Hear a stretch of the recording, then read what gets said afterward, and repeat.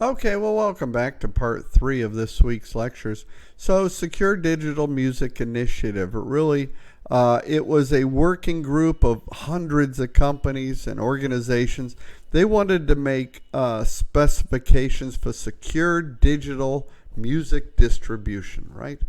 It was a great effort to stamp out piracy in the music industry, such as Napster and Nutella and Morpheus, etc., distributing the MP3 songs via peer-to-peer. So SDMI, in the end, it disbanded just a few years later for several reasons. Many of it related to, hey, we just can't agree on how to implement digital rights management in this music industry and what should be the shared cost. That's unfortunate.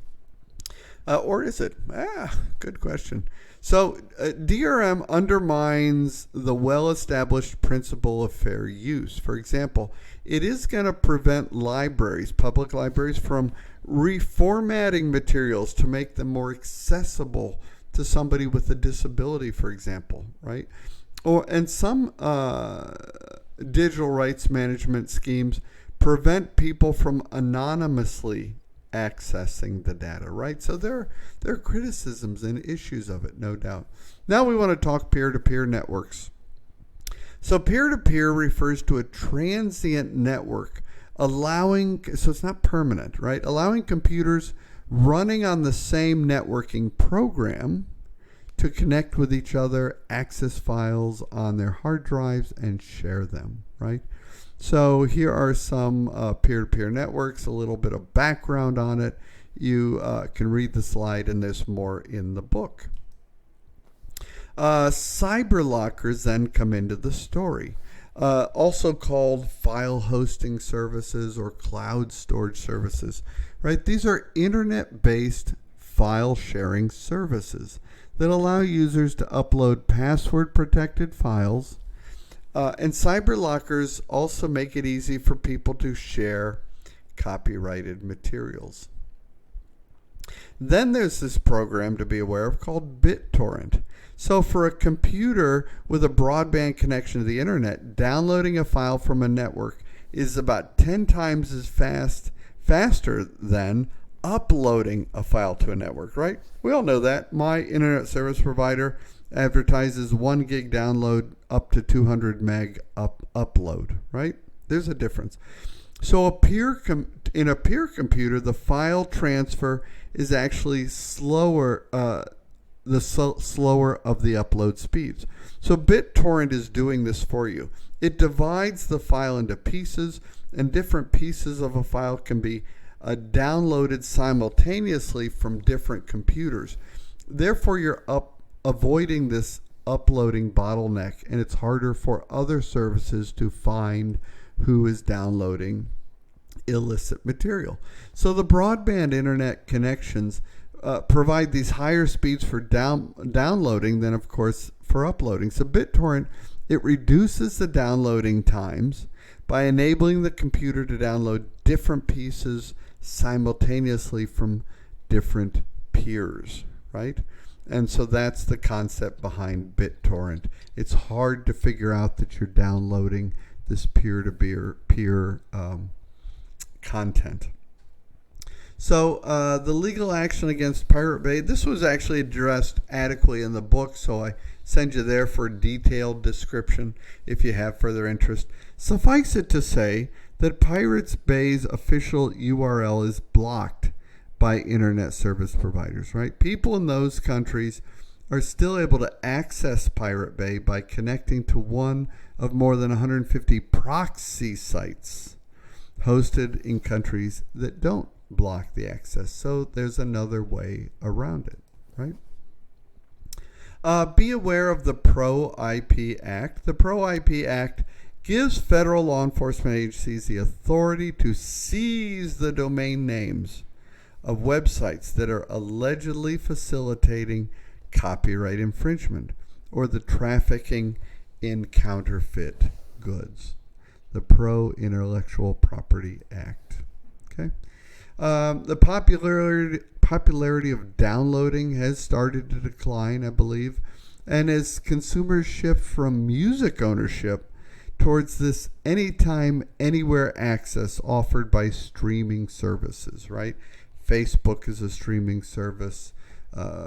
Amazon has their streaming services, right? This is really kind of slowing down the piracy of the music, the way we want to access it. Now, there are protections for software. So in the early days, there was no strong demand for intellectual property protection. And most commercial software was produced by the same companies manufacturing the computers themselves. And they wanted to sell you the computers. So with the computer comes their software. They sold the systems to the customers, right? So when a piece of software gets copyright protection, nowadays, though, what does that mean? What exactly is copyrighted? Well, first, the copyright protects the expression of an idea, not the idea by itself, the expression of the idea. Second, the copyright usually protects the object, like the executable program, not the source of the program.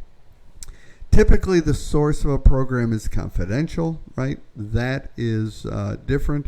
In other words, a trade secret of the enterprise that developed it, right? And that's why we're protecting the executable program. So the company only distributes the object itself, the object program, to its customers. And of course, the copyright is going to protect screen displays, etc. So there are violations of software copyrights that the book discusses. If you transfer a copy of a program from a CD to a hard disk, we would all agree you're making a copy of it, right? So if you execute the program, it is copied from the hard disk to the computer into its RAM, right? That random access memory, that electrical memory. This too is considered making a copy. I don't know if you've ever thought of it that way, but when you move something into RAM, you're making a copy. So the standard licensing agreement actually allows both. Allows you to transfer a program from a CD to a hard disk, that's a copy, and from your hard disk to your RAM to run it, that's also a copy. However, the following would be a violation. If a CD is made to give to someone else or to sell, right? The preloading a program being sold or distributing the program on the internet, that would be illegal. But just a copy isn't to your hard drive or to your RAM. Now, there's also a term safe software development. So an organization must be careful not to violate the copyrights held by its competitors. So even unconscious copying can have serious consequences. And so there's this concept of a clean room software development strategy that helps ensure a company's software program does not duplicate any code in another company's product. And we saw that in our example earlier in these lectures in week 4, talking about Arun, right? We saw that very concept applied. Now, in the United States, the software is patentable. It's a hard word to say. And recent decisions from federal circuit courts provide hope that hasn't existed in the software industry for years, right? Remember, in the start of this course, we heard Bill Gates lament that his software was stolen, and why should he invest in other software, right? So we typically refer to such inventions, the software, as computer implemented processes. But in the end, it's really just software that's being protected. So although patents for things other than software are legitimate and have a clearer purpose, software patents sometimes don't have that same sense of, yes, right? So think of it this way. For the time it takes to get a patent, we think of an idea. We don't write any code or test any model or do anything else, right? Because we need a patent. We'll spend $5-10 grand maybe to have a patent attorney write the idea into a patent format. Then we wait 1 or 2 years, and we continue to pay the attorney while they update you on the progress and do little things that keep the paperwork filed, right? And then your patent's denied. So we spend another $5,000, maybe up to $20,000 this time, to have the patent attorney reword the patent and go back to one of the previous steps and repeat, right? So patents are just different like that, right? There are issues. So in addition to the items on this slide, by the time you get the software patented, my point is your business likely is already pivoted in the world of technology. So you could have already exited, gone out of business, or worse yet, your entire patent could be outdated, right?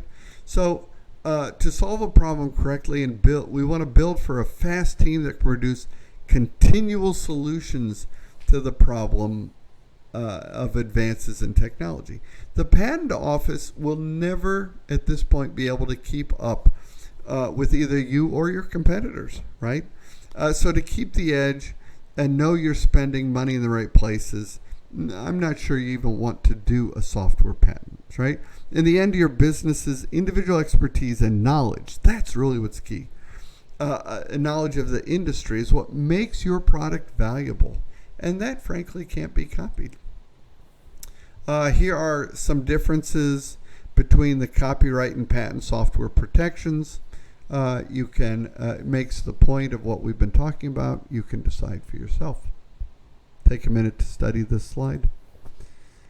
And then we turn to the smartphone wars, right? Or smartphone patents, which are licensing and litigation, which refers to these commercial struggles among these smartphone manufacturers like Sony Mobile or Google or Apple, right? Samsung, Microsoft, Nokia, Motorola, etc. There are others, right? There's this patent litigation or other means. It's just become a war, right? So the smartphone patent wars are a good example of how software patents have hampered innovation, which is making my point. The court seemed to be indicating that software as a class is every bit as worthy of patent protection as any other medium in which innovation can be practiced, but it is problematic.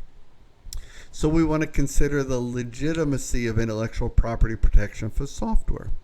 So 2 arguments for why society ought to provide intellectual property for software creators. The first argument is based on the notion of, just desserts. You should get rewards for your labors, as we started out today's lectures talking about. The second argument is based on consequences.